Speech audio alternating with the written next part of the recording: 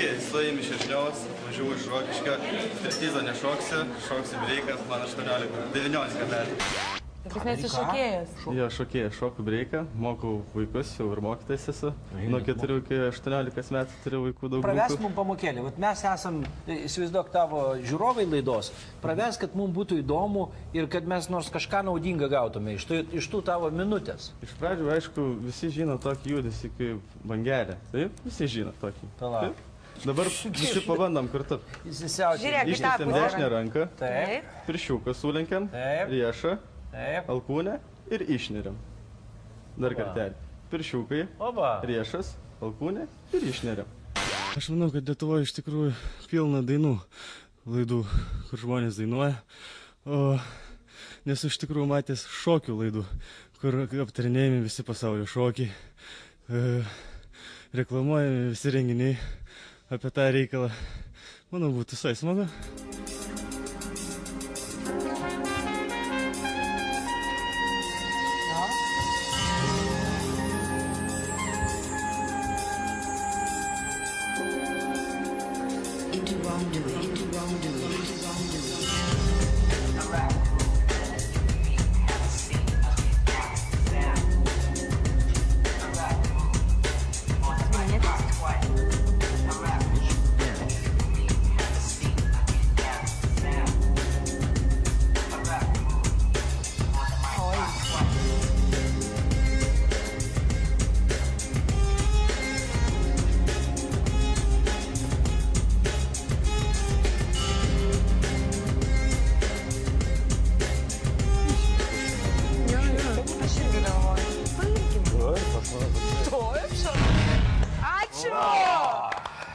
Kiek laiko reikia taip mokytis, kad taip šokti?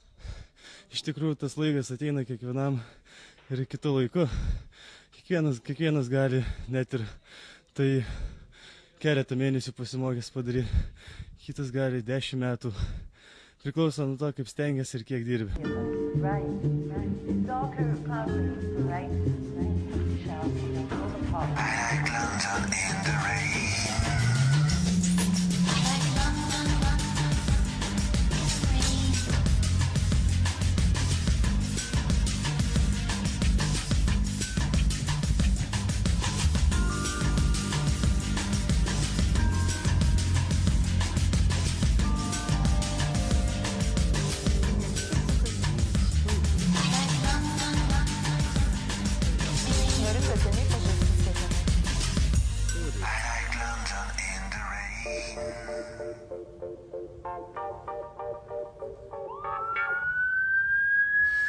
Sunkiausias tai yra ne triukas, o sunkiausia savo jausmą išreikšti.